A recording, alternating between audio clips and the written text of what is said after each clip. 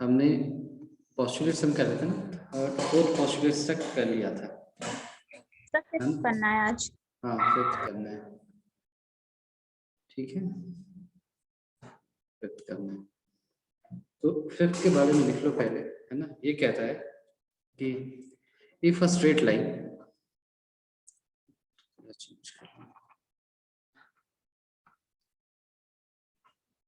if a straight line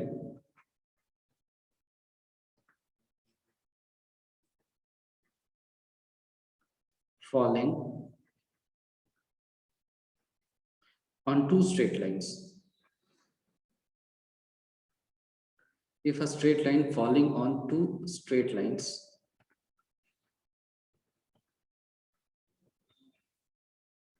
makes the interior angles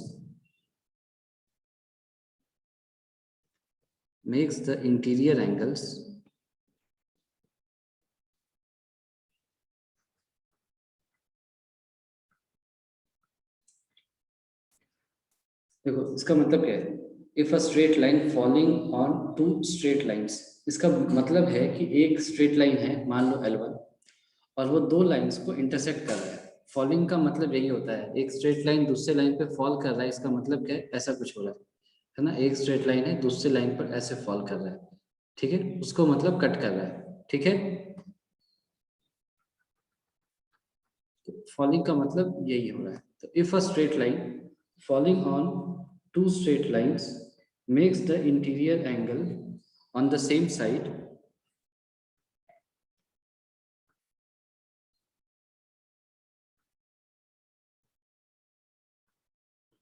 of it taken together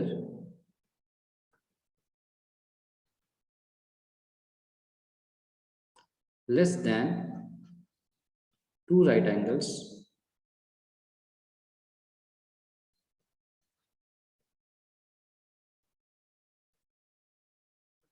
then the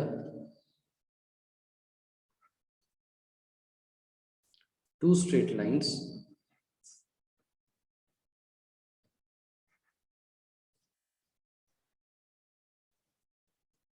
if produced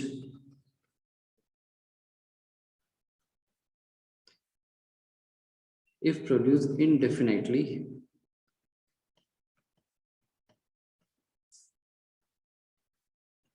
meet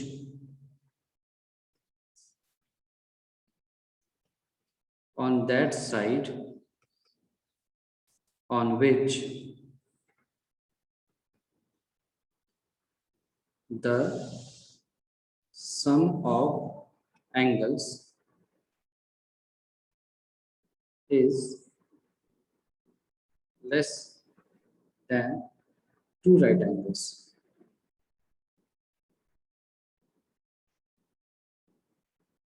पहले इसको यहां तक लिख लो, फिर मैं इसको समझाता हूँ। वैसे तो ये बहुत लंबी चौड़ी बात है, पर है कुछ भी नहीं, है ना, सिंपल सी चीज है, उसको लंबा चौड़ा लिखा गया। तो लिखा आपने? Hello, yes sir. कहाँ तक लिख लिए? यस सर, पूरा। चलो पूरा लिख लिया, अच्छी बात है। देखो इसका मतलब क्या, वो मैं आपको समझा देता हूँ, 1 मिनट में आपको समझ में आ जाएगा क्या कह रहा है। ये कह रहा है, अपने माइक को ऑफ कर लो तुषार। ये कह रहा है कि एक स्ट्रेट लाइन है आपके पास, तो ये एक स्ट्रेट लाइन है, ये एक स्ट्रेट लाइन है आपके पास, इससे कर दो।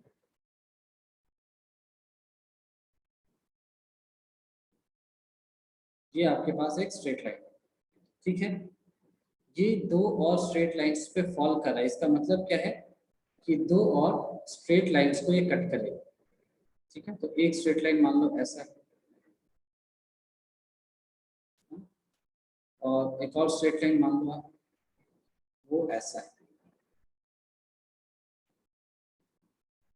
ठीक है यहाँ तक। Yes sir. तो सबके बारे में नाम दे दिया सबका। ये एक स्ट्रेट लाइन है, इसको हमने बोल दिया PQ। ये दूसरा स्ट्रेट लाइन है, इसको हमने बोल दिया AB। और ये तीसरा स्ट्रेट लाइन है, इसका नाम दे दिया हमने CD। यहाँ तक ठीक है?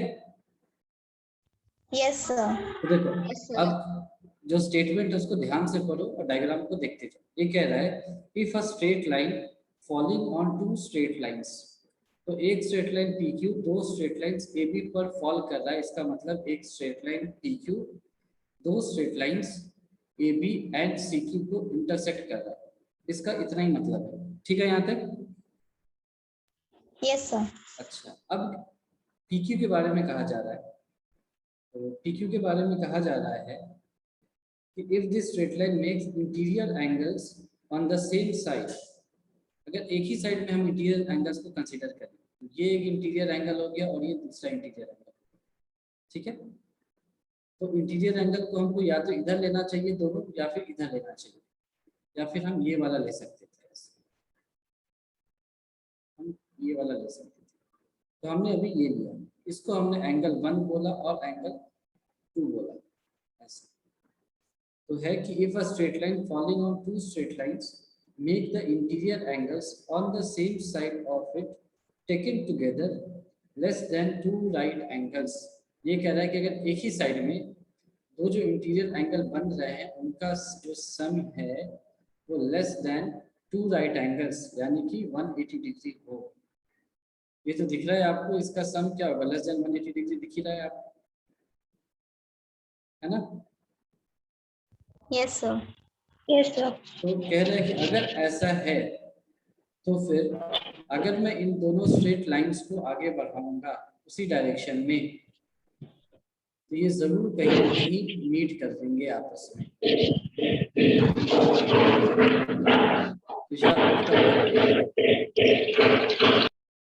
है ना? तो ये कह रहा है कि अगर इन दोनों स्ट्रेट लाइन को उसी डायरेक्शन में जहां पर इंटीरियर एंगल्स थे लेस देन 180 डिग्री, अगर हम आगे बढ़ाते हैं तो एक पॉइंट जरूर ऐसा होगा जहां पर दोनों मीट करेंगे, यही कह रहा है। ठीक है, समझ में आया? जरूर मीट करेंगे ये तो, है ना? सर हाँ बोलो। सर अगर ए बी और जो सी डी है वो आपने थोड़ा टेढ़े में बनाया, अगर वो सीधा रहा तो एंगल क्या होगा? तो हम इतने फिर तो पैरेलल हो जाएंगे ना। अगर ऐसा बनाया यस तुमने, ये ऐसा बनाया और ये ऐसे कट कर रहा है, तो ये जो एंगल होगा ये तो पैरेलल की तरह हो जाएंगे ना। तो एंगल 1 प्लस एंगल 2 उस केस में 180 डिग्री हो जाएगा, फिर वो कभी मीट नहीं करेंगे। ठीक है, बात समझ में आ तो गई? सर ये पोस्टुलेट रॉन्ग हो जाएगा ना? नहीं, ये तो कहा है ना, ये तो कह रहा है ना कि less than 180 two right angles होना चाहिए, less than two right angles, तभी ये वैलिड है। ठीक है, जब राइट एंगल्स लेस देन 2 नहीं है तब तो इसका मतलब ही नहीं है। ठीक है, इसीलिए इसने क्लियरली ये मेंशन कर दिया है कि लेस देन 2 राइट एंगल्स होना चाहिए। यहाँ तक बात समझ में आ गई? तो सर ये जो पैरेलल वाला है इस पे ये ट्रू है? नहीं, तो पैरेलल के लिए ये लेस देन 2 राइट एंगल्स थोड़ी है। पैरेलल जब होगा तब तो वो एग्जैक्टली 2 राइट एंगल्स के बराबर हो जाएगा ना, तब तो 180 डिग्री हो ही जाएगा। ये सिर्फ इसी कंडीशन को होल्ड करता है, sum of interior angles on the same side less than 180 degree होने चाहिए। ठीक है, इसीलिए हमने दूसरे साइड में नहीं लिया, क्योंकि अगर ये मान लो एंगल 3 है और ये एंगल 4 है, तो आप देख सकते हो कि एंगल 3 प्लस एंगल 4 क्या होगा? ग्रेटर देन 180 डिग्री होगा। तो उस केस में ये कभी भी आगे बढ़ाते जाओ कभी नहीं मिलेगा, ये और दूर भागते चले जाएंगे। ठीक है, ये तभी मिलेंगे जब इंटीरियर एंगल्स का सम जो है सेम साइड में वो लेस देन 180 डिग्री है। ये बात समझ में आ गई? बताओ। आ गई। ठीक है, सभी को आ गई ये बात समझ में? Yes sir. Yes sir. ठीक है, तो इसमें कोई कंफ्यूजन नहीं है ना अभी तक? No sir. ठीक है, तो ये एक्सियम जो थे हमारे 7 और पोस्टुलेट थे 5। तो आगे लिखा है एक line, based on these axioms and postulates Euclid developed many theorems।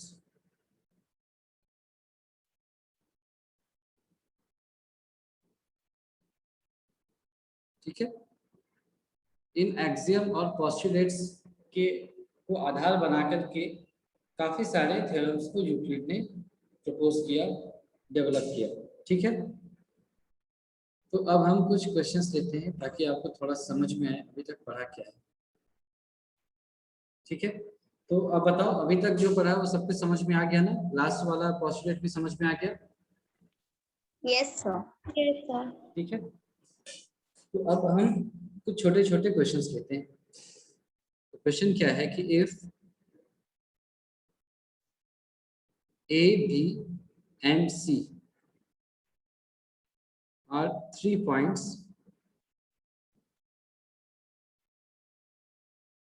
on a line, एक लाइन है जिस पर A, B और C 3 पॉइंट्स हैं, and B lies between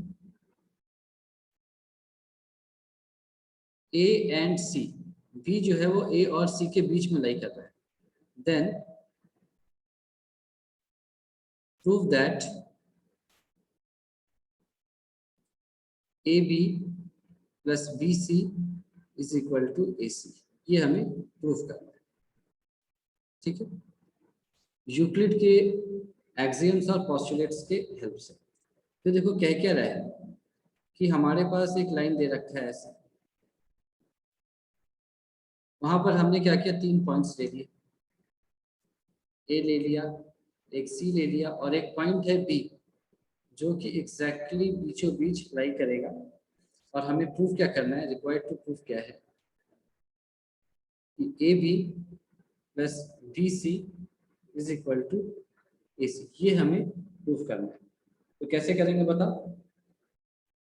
sir कौन साइड वाला जो आपने बताया था एक्सियम उसके ठीक है, करेंगे। तो हम क्या कर सकते हैं, देखो यहाँ पर ए बी को उठाया एक्सियम है ना, ए बी को उठाया, यहाँ पर बी सी को उठाया, और उसको जब उठा करके वापस ए सी पर रखोगे तो ये पूरी तरह से कोइंसाइड कर जाएगा, है कि नहीं? एक लाइन लिया ए सी, यस सर। ए बी को उसके ऊपर रखा, फिर बी सी को रखा, ये पूरी तरह से कोइंसाइड कर जाएगा। तो उसको आप यहाँ लिखोगे फिर A C coincides with A B plus B C, AC coincides with AB plus BC, कहाँ से? तो एक्सियम 4 से। एक्सियम 4 में हमने पढ़ा है ऐसा होता है। तो अगर ऐसा होता है, दिस इंप्लाइज कौन कोइंसाइड कर रहा है, AC कोइंसाइड कर रहा है AB प्लस BC के, तो AC किसके बराबर हो जाएगा, ऑब्वियसली फिर AB प्लस BC के बराबर हो जाएगा। ठीक है, प्रूव्ड। ठीक है, जो कोइंसाइड होता है वही तो इक्वल होता है, तो ये प्रूव हो गया। ये समझ में है सभी को ये प्रूफ? Yes sir. ना सिंपल है ये। Yes sir. कल हमने थोड़ा डिस्कस भी किया था, आज उस पर बेस से क्वेश्चन भी कर लिया। कैसे आपको करना है, 2 पॉइंट्स, 2 लाइन है, उनको बड़ी वाली लाइन के ऊपर रखा, अगर वो कोइंसाइड कर रहा है तो फिर इक्वल होगा, नहीं कोई कर रहा है तो इक्वल नहीं होगा। ठीक है, अब एक और क्वेश्चन ले लिया। सर इस चैप्टर में जितने भी क्वेश्चन है वो एग्जाम और पोस्टुलेट पे ही बेस्ड है। हाँ, इसमें और ज्यादा कुछ कॉम्प्लिकेटेड नहीं है, सब कुछ ये छोटी छोटी एक्सियम्स और पोस्टुलेट्स पर बेस्ड क्वेश्चंस आएंगे। ठीक है, तो सर मतलब हम लोगों को एग्जाम्स और पोस्टुलेट याद करना है। हाँ एग्जैक्टली, नंबर्स याद करने की जरूरत नहीं, जैसे मुझे तो याद है, मैंने लिख दिया एग्जाम को, तुम्हें भी 4-5 बार पढ़ोगे तो याद हो जाएगा। लेकिन ऐसा नहीं है कि आपको ये याद होना चाहिए कि एक्सियम 4 क्या है, ऐसा याद है तो अच्छी बात है, नहीं है तो एटलीस्ट एक्सियम कौन सा है ये आपको याद होना चाहिए कि कोइंसाइड कर रहा है, क्योंकि आप जो इसका रीजन दोगे कि आप कैसे कह रहे हो एक्सियम, मतलब यूक्लिड के ज्योमेट्री के कौन से बेस, किसको बेस बना के आप ये कह रहे हो, तो आपको पता होना चाहिए कि एक एक्सियम था जो ये कहता है कि अगर 2 चीजें कोइंसाइड करें तो इक्वल होती है ना, तो ये आपको एटलीस्ट पता होना चाहिए। ठीक है, एक्सियम का नंबर ना भी पता हो तो भी। ठीक है, यस सर। ठीक है सर। अगला क्वेश्चन अब लिख लिया, prove that an equilateral triangle, an equilateral triangle can be constructed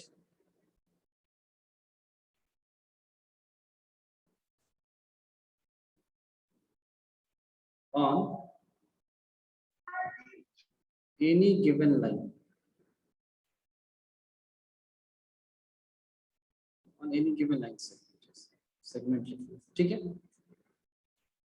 समझ में क्या पूछा जा रहा है आपसे? Yes sir.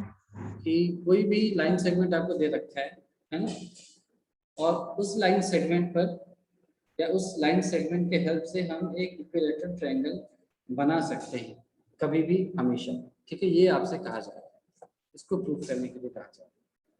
तो कैसे स्टार्ट करेंगे कि सबसे पहले तो भाई लाइन सेगमेंट होना चाहिए, तभी तो हम बात कर सकते हैं। तो लिख लिया, suppose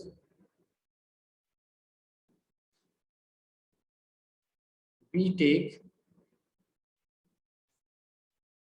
a line segment AB,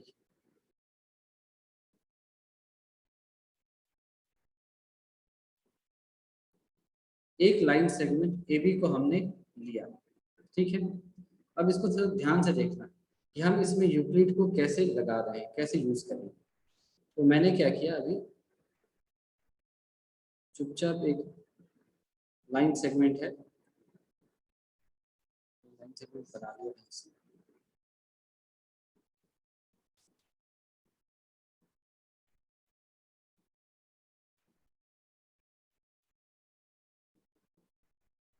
ऐसे बना लिया। उस पर 2 पॉइंट्स ले लिए मैंने, ए और एक पॉइंट ले लिया, मान लो यहाँ पर ले लिया, ठीक है ये। Yes sir. अच्छा, अब आपने पढ़ा हो एक चीज, यूक्लिड के पोस्टुलेट में हमने पढ़ा था, अगर आपको ध्यान हो, तो हम कहीं पर भी किसी भी पॉइंट को सेंटर मान करके किसी भी रेडियस का एक सर्कल ड्रॉ कर सकते हैं। याद है क्या? Yes sir. ऐसा यस सर, याद है थर्ड क्या? पोस्टुलेट। है ना, very good, third yes sir. Postulate, ठीक है। तो आप ये बताओ कि क्या मैं ए को सेंटर मान करके और बी को रेडियस मान करके, मतलब सॉरी, ए को सेंटर मान करके और ए बी को रेडियस मान करके एक सर्कल ड्रॉ कर सकता हूँ क्या? Yes sir. कर सकता हूँ, ठीक है। तो अब लिखता हूँ मैं कि using Euclid's third postulate,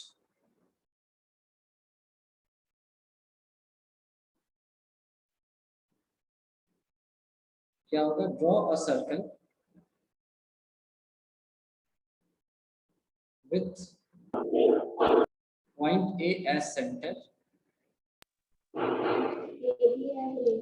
point A as center and AB as radius, ठीक है। ऐसा कर सकते हैं हम लोग। तो फिर हमने ऐसा कर यस। लिया, है ना, ऐसा कर लिया। मैं थोड़ा सा बनाऊंगा, ऐसा सर्कल बनेगा कि नहीं मुझे पता नहीं। सर्कल से ऐसा दिखना मुझे, सर्कल मुझे दिख नहीं रहा है, तो मैं ऐसा करता हूँ, अपने हाथ से बनाता हूँ। ऐसा करके कुछ एक सर्कल बनेगा। सर्कल की जरूरत नहीं है हमें, हमें आर्क की ही जरूरत है। आपको समझ में आएगा क्यों, ऐसा कुछ बनेगा, ठीक है ये। Yes sir. ऐसा कुछ बनेगा, है ना। पूरा नहीं बनाया हमने, फॉर अ रीजन पूरा नहीं बनाया, पर ये ऐसा कुछ आएगा। आपको मेरे ख्याल से समझ में आ रहा होगा। ए है आपका सेंटर, है ना, और ए बी रेडियस है, ठीक है। Yes sir. चलो, ये हो गया एक बात। अब आगे हम क्या करते हैं, now draw another circle, draw another circle with B as center and AB as radius, ठीक है। अब हम क्या कर रहे हैं कि अब हम B को सेंटर मान करके और AB को रेडियस मान करके एक और सर्कल बना रहे हैं। ये कुछ ऐसा आएगा क्या, बताओ? Yes sir. ठीक है। तो मान लो ये यस। दोनों किसी पॉइंट पे मीट करेंगे, उस पॉइंट को हमने यहाँ पर C बोल दिया, ठीक है। Yes sir. अच्छा, तो late the two circles intersect at C. अब क्या करना है? Now join AC and BC. AC और BC को आप ज्वाइन कर दो। तो फिर करते हैं हम AC और BC को ज्वाइन। तो इससे लाइन ले ली मैंने, ये हो जाएगा। इससे यहाँ से ठीक है, ये ऐसा कुछ हो जाएगा। Yes sir. अच्छा, यस सर। अब एक चीज बताओ मुझे आप कि पहला जो सर्कल हमने बनाया था उसमें किसको सेंटर माना था हमने? ए को। और रेडियस क्या था? AB। तो वो जो सर्कल बनेगा उसमें AB रेडियस है ना? और किसके बराबर होगा वो? ए सेंटर है, सर्कल बना लो, AB रेडियस है, तो किसके बराबर होगा वो?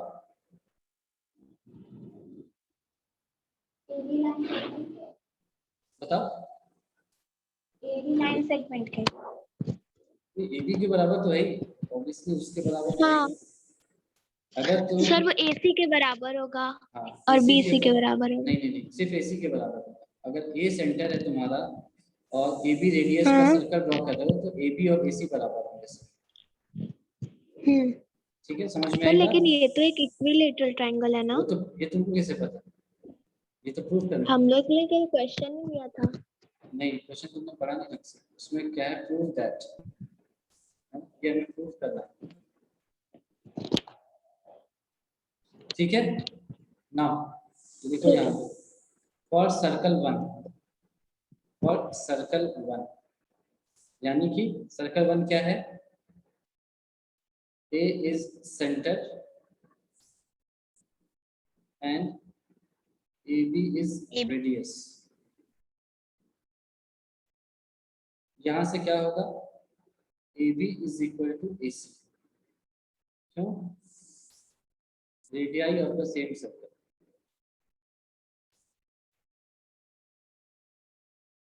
Radii of the same circle. इसको हमने 1 मान लिया, इक्वेशन 1 मान लिया। ठीक है, समझ में आया ना? ये इसमें कोई दिक्कत है तो बोलो। रेडियाई मतलब?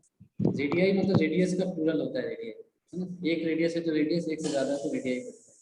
ठीक है, तो हमने क्या किया? पॉइंट ए लिया और ऐसे एक सर्कल बना दिया। तो बी उस पर लाई कर रहा है, सी भी उस पर लाई कर रहा है, तो A B equal to AC हो गया। ठीक है, यहाँ तक समझ में आया? Yes sir. अच्छा, अब सेकंड सर्कल को देखो, सिर्फ सेकंड सर्कल को देखो। आपने बी को सेंटर माना और AB को रेडियस बना करके सर्कल ड्रॉ किया, तो यहाँ से क्या क्या इक्वल होंगे? आपने BC। हाँ, आपने ऐसे बनाया है ना, इस पॉइंट को सेंटर माना और इसको रेडियस बना करके ऐसे ड्रॉ किया, तो यहाँ पर C भी लाइक कर रहा है, तो AB और BC बराबर हो जाएंगे क्या? बताओ। Yes sir. ठीक है, उसको भी लिखा है।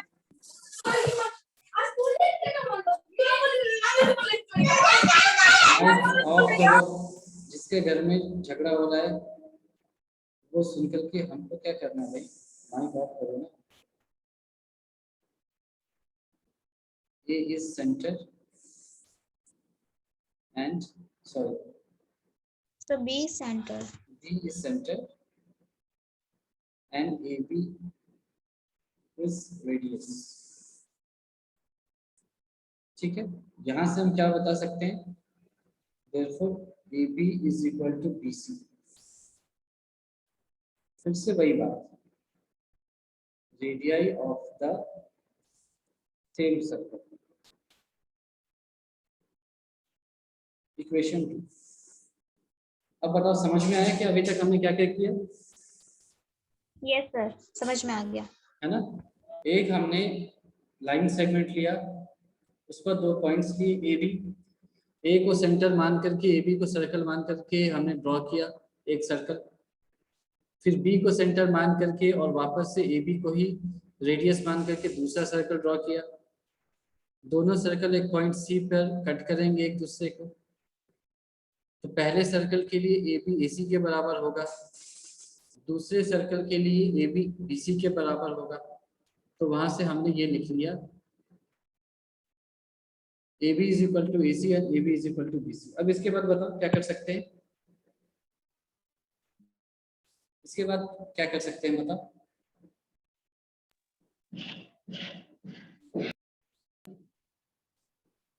बताओ यहाँ पर देखो ए सी किसके बराबर है, ए बी के बराबर है, और यहाँ बी सी भी किसके बराबर है, ए बी के बराबर है।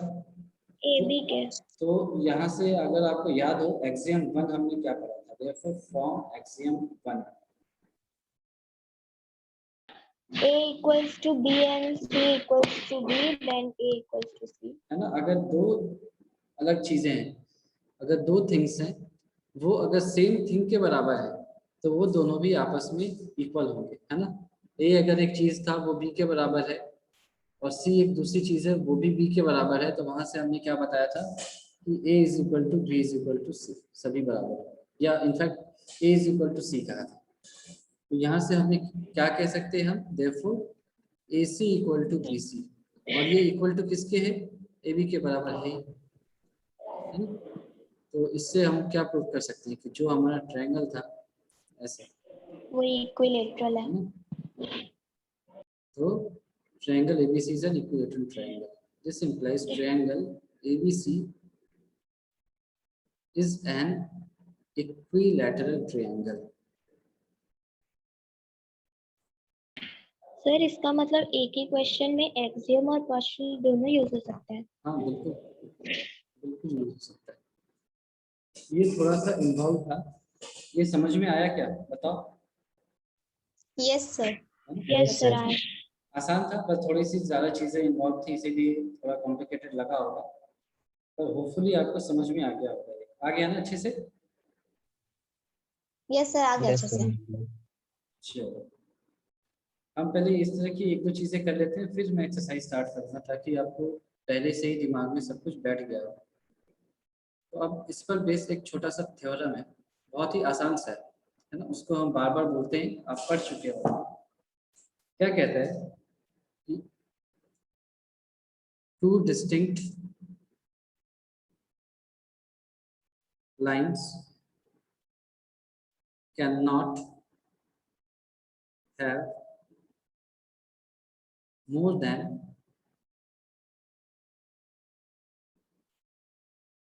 one point in common।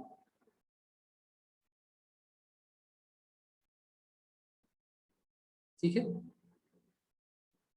ये कह रहा है कि दो अलग अलग लाइन है ना, उन दोनों लाइन में फिर एक से ज्यादा पॉइंट्स कॉमन नहीं हो सकते, ये कह रहा है। ठीक है, इसको प्रूफ करके देख लेते हैं हम लोग कि सपोज हमने लाइंस, प्रिंट अपने माइक को ऑफ ही रखो प्लीज। तो हमने मान लिया हमारे पास दो लाइंस हैं L1 L2, और वो एक से ज्यादा मतलब 1 पॉइंट इन कॉमन कह रहा है, तो हमने मान लिया कि वो 2 पॉइंट पर इंटरसेक्ट कर रहे हैं। ठीक है, तो suppose lines L1 and L2 intersect at two distinct points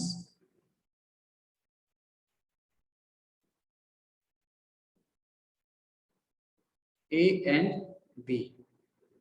ठीक है, मान लिया हमने दो लाइंस है हमारे पास L1 और L2, वो दोनों दो अलग अलग पॉइंट्स A and B पर इंटरसेक्ट कर रहे हैं एक दूसरे को। ठीक है यहाँ तक। Yes sir. तो यहाँ से मैं ये लिख सकता हूँ क्या, therefore line L1 contains points A and B। अगर लाइन L1 और L2 A और B दो अलग अलग पॉइंट पे मिल रहे हैं एक दूसरे से, तो इसका मतलब है कि A और B L1 पर भी लाई कर रहा होगा और A and B L2 पर भी लाई कर रहा होगा। ठीक है ना। Yes sir. इसका मतलब तो यही हुआ ना, जैसे मान लो दो लाइंस हैं ऐसे, किसी एक पॉइंट पे मीट कर रहे हैं P पर, तो मतलब क्या हुआ, पॉइंट P क्या है, यस सर। L1 पर भी लाई करेगा और L2 पर भी लाई करेगा, यही तो मतलब है। तो इसी को हमने लिख लिया यहाँ पे वर्ड्स, है ना, कि L1 contains points A and B, ठीक है। ऑल्सो यही चीज L2 के लिए भी वैलिड है, क्योंकि L1 में कोई स्पेशलिटी नहीं है। तो L2 also contains points A and B। तो यहाँ तक ठीक है, यहाँ तक कोई दिक्कत है आपको? No sir. No sir. ठीक है, तो यहाँ तक जो भी हुआ उसको आधार बना करके हमने अगली बात लिखी। क्या लिखा? सो टू लाइंस, देखो इसका मतलब क्या है, मैं आगे क्या लिखने जा रहा हूँ, एक बार देख लो। दो पॉइंट्स है ए बी, इसको ए मान लिया, इसको बी मान लिया। ये क्या है, एक लाइन L1 पे लाई कर रहा है और यही एक लाइन L2 पर भी लाई कर रहा है। इसका मतलब ये है, ये समझ में आया हाँ सर। Yes okay. सर। कि ए बी L1 पर भी प्रेजेंट है और L2 पर भी प्रेजेंट है। तो हमने क्या लिखा, so two lines L1 and L2 passes through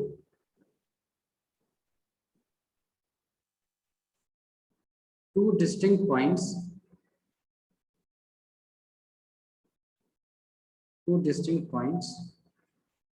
A and B। वही चीजों को हम बार बार घुमा फिरा के लिख रहे हैं, जो ऊपर में देखा है कि L1 भी A और B पर, L1 भी सॉरी L1 पर भी A and B लाई कर रहे हैं और L2 पर भी A and B लाई कर रहे हैं। तो उसको हमने वही लिख दिया, यानी कि L1 और L2 दोनों ही lines point A and B से पास कर रहे होंगे, ठीक है। Yes sir. अब हम इसको कॉन्ट्रडिक्ट करते हैं, कैसे? But as per Euclid